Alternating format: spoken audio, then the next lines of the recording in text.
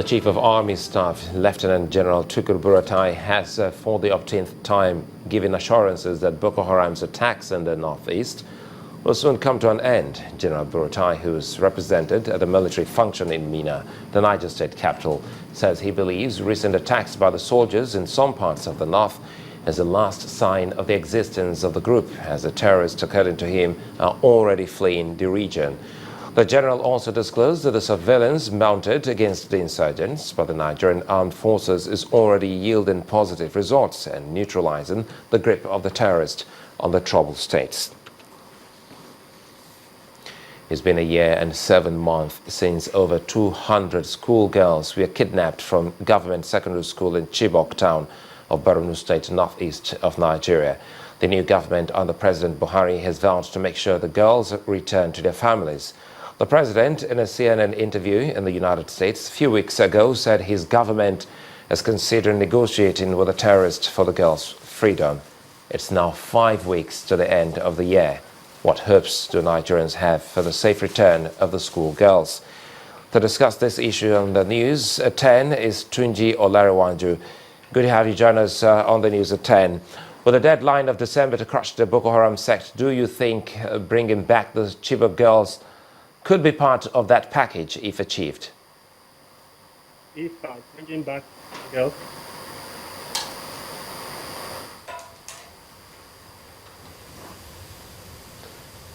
Tunji Olariwanju, I hope you can get to hear us. We're asking about the full package promised by the president for the country. Do you think that the Chibok girls will be part of what would mean success for us come December? It would definitely be something to rejoice about if the government is to rescue Chibok girls before the end of. Well, there are also sort of speculations about the possible location or whereabouts of the girls. What do you think the terrorists are hoping to achieve with the girls' captivity? Well, it's our understanding the girls are high value for the terrorists, and it is expected that the terrorists will lay hold on them and keep them in captivity for as long as it is possible.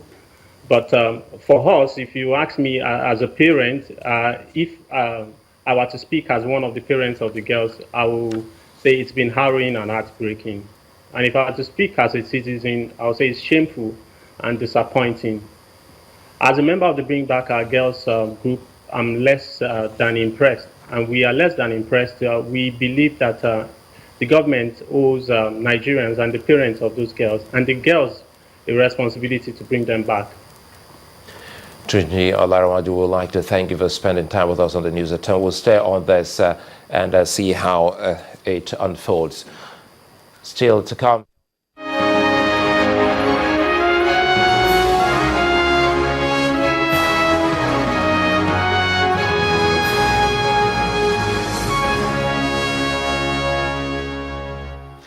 Harriet Agbe has the day's business stories. You first. First Bank.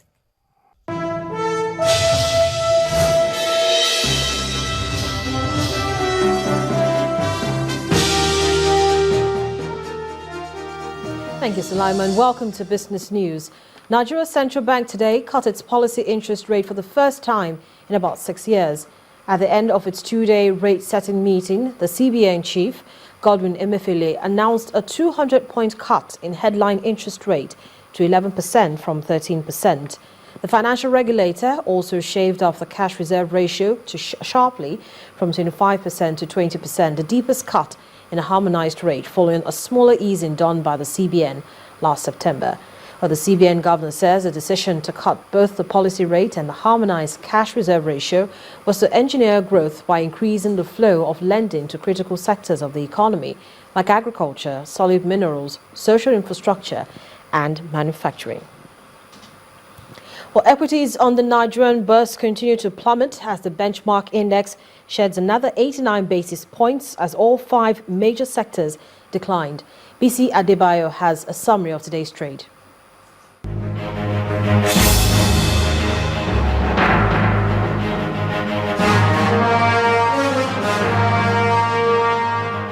everyone, welcome to the stock market reports. Key indicators at the Nigeria equities market depreciated further today as sell pressure continued for a 7th straight session. The all-share index shed 0.89% to close at 27,596.81. Market capitalization also dropped to 9.48 trillion naira. Market breadth remained negative as 22 losers outweighed 13 gainers. Top on the decliners list was Dangote Cement with a 2.47% drop. It's followed by WAPCO with 0.56% and CAP, which lost 1.30%. Nestle led the day's gainers, which also include Nigeria Breweries and Unilever. On the activity chart, Guaranty Trust Bank led with 25.37 million shares. At the end of the day's trading session, volume came in at 176.38 million shares, valued at 3.06 billion naira in over 3,000 deals. And that's a wrap on the stock market reports. I'm BC Adebayo.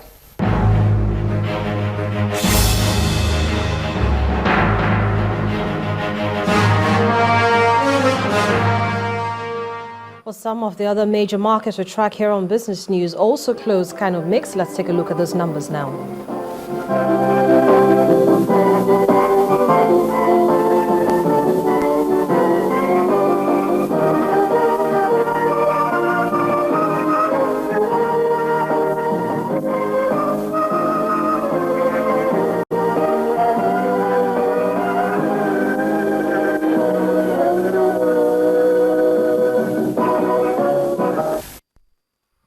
That's it on Business News. I'm Harriet Agminyi. Sulaiman will be back in just a moment with the rest of the news at 10. You first. First Bank. Asman Air Service Limited has acquired a new aircraft for both domestic, regional and international airline operations. Receiving the aircraft from London, the chairman Asman Air Service Limited says very soon the aircraft will begin airlifting of both Muslims and Christian pilgrims.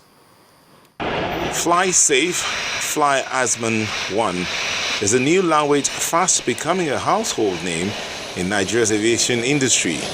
With the newly acquired 2 Boeing 737 passenger, 1 Boeing 737 freighter cargo and 2 Boeing 777-300 series, Asman Air has now set the ball rolling for all local, regional and international airline operations under the guidelines and international best practices on airline business in Nigeria. We wanted to see that we create jobs to our country.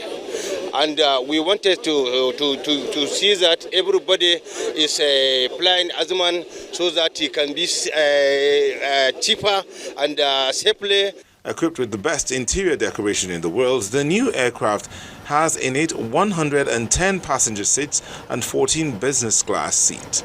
According to the managing director of the company, Faisal Abdul Munaf, Asman Air Services Limited has planned to obtain 10 aircraft before October 2017. This, he says, will enable the company to operate worldwide at an affordable price. We have seen that there's demand for air travel, both locally and abroad.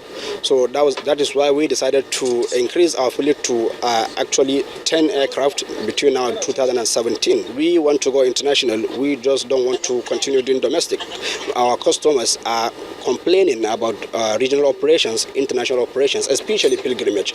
And this is an area we believe we can contribute. Meanwhile, the general manager says the aircraft has already been cleared by the NBC to carry out both regional and international operations.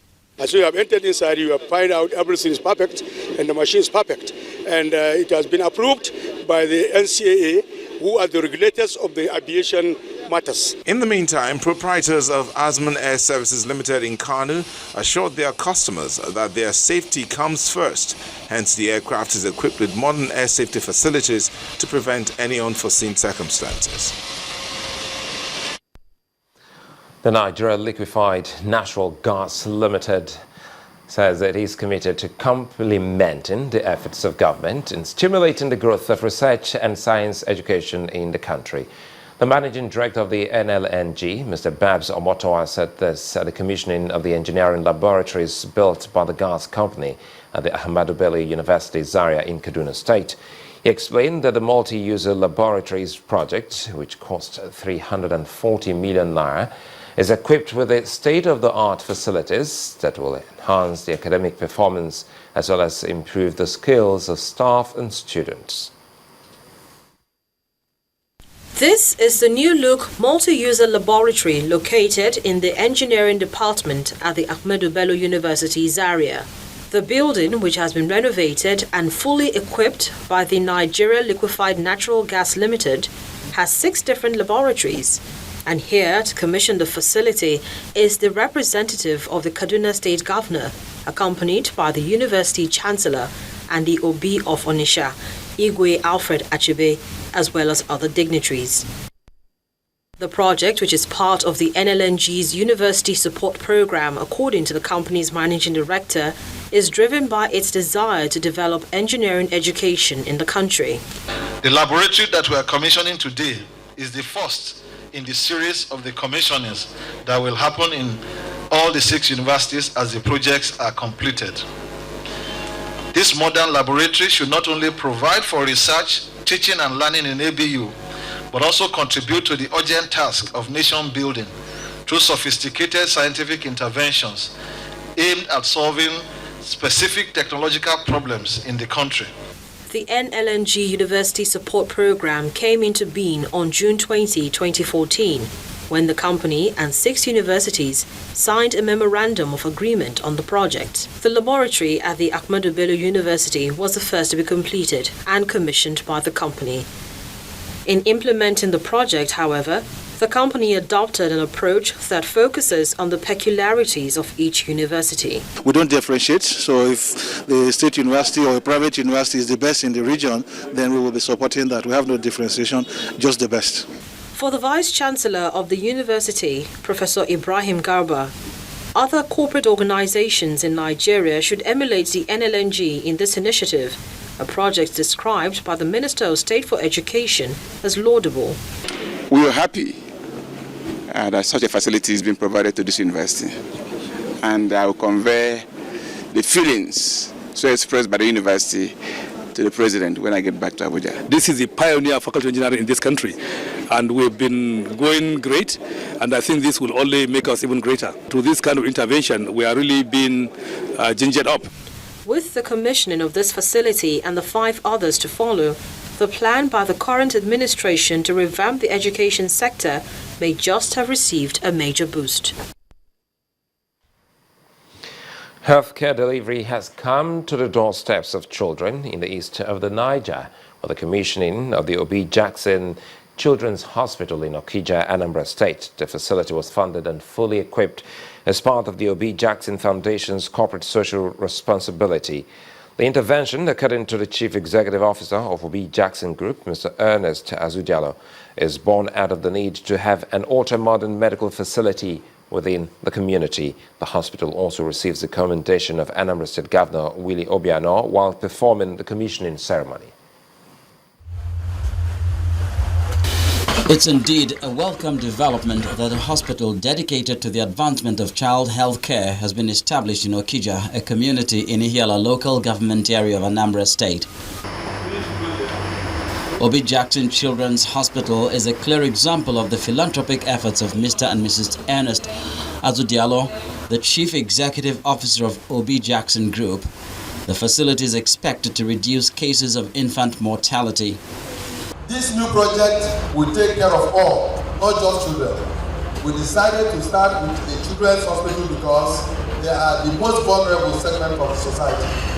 Only a healthy and well-nurtured child will grow into a healthy adult.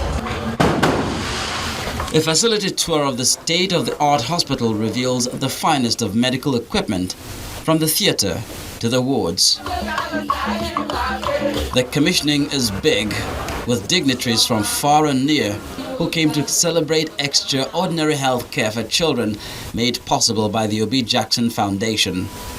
The Anambra State Governor lauded the initiative, which he said would go a long way towards reducing infant mortality in the state and zone. We're trying to bring to almost zero infant mortality rate in Anambra State. So I appreciate Obi Jackson immensely and the foundation for this great effort, and also to call on some Anambra anywhere to come home. The rudiments of development is already here. The ultra-modern hospital provides a full range of pediatric medical services for newborns and teenagers, and treatment of any kind is free at this hospital. Still ahead on the news at 10, coach Samson Siaza picks under-17 World Cup highest goal scorer Victor Osimhen and 20 others to represent Nigeria at the CAF Under-23 Cup of Nations. That's in sports news. Stay with us.